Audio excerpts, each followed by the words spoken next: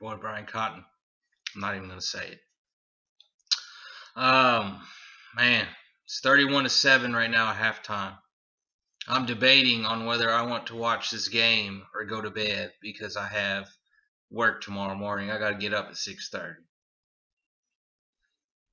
Man, I mean, when when they let go of Steve Smith, right? I was like, it's no big deal. They won ugly last year. They can win ugly again.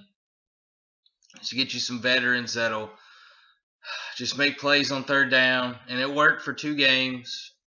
But 31-7 at halftime. Philadelphia's getting the ball first. I mean, I think this game is over by now. It's just I can't even be mad anymore. I love the Panthers. I love this team. I love them when they lost 15 straight games. I love them when David Carr was a quarterback. I was behind them. And I almost wish that I could say that I just feel so disheartened. But I just don't, because this happens every time the Panthers have a winning season. And it's a new coach, a new GM, same story. For whatever reason, injuries, bad contracts, bad personnel moves, for whatever reason, this franchise can never just put it together back-to-back seasons. And it's hard to deal with that as a fan.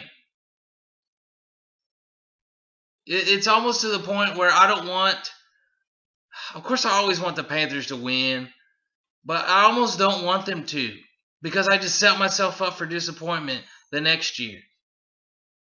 I ignored all the red flags because this was how they built the team last year. But if Marty Hurney doesn't sign those freaking contracts, they could have kept Mike Mitchell. They could have kept Captain Munnerlyn. They could have kept Ted Ginn to be their special teams and slot receiver.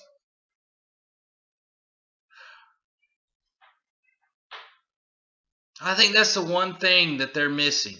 I think that Steve Smith was content with riding off into the sunset next season. He said so much in interviews that it was going to be his last season, his sunset riding season.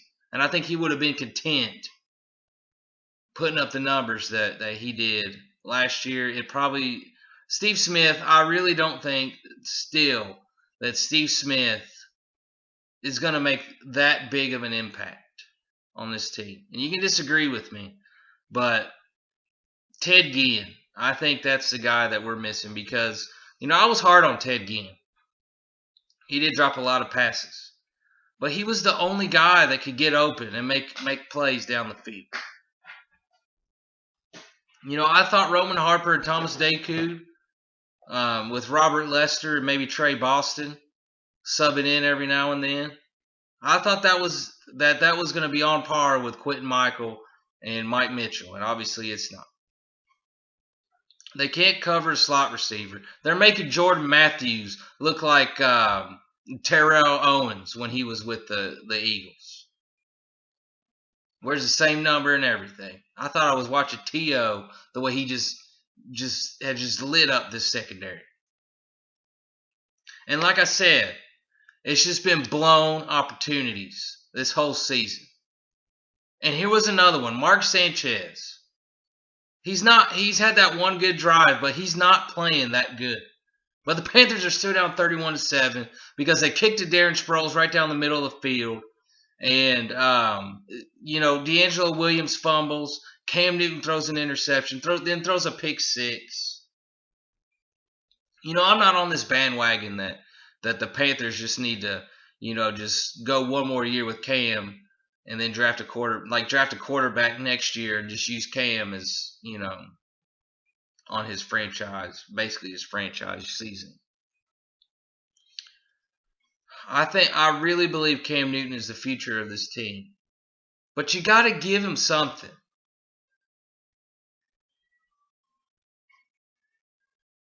you know, Coney Ealy, I was excited about that pick.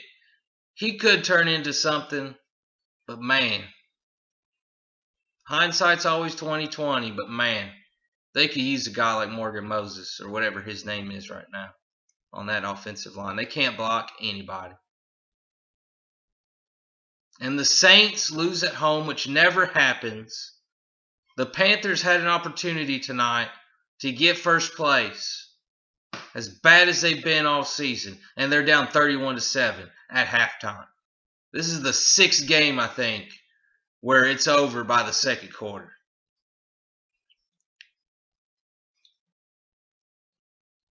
It's time to start thinking. I mean, there's still going to be only one game back, but it's not happening this year. They won one game after they lose tonight. One game out of 7. Lost 6 and tied 1. It ain't happening this year.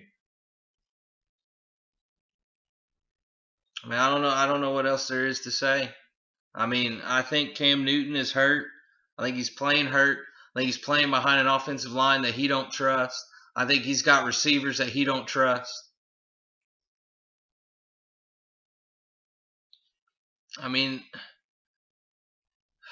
Derek Anderson, as good as he played against Tampa Bay, he's not winning with this team. With this offense, he's not doing anything.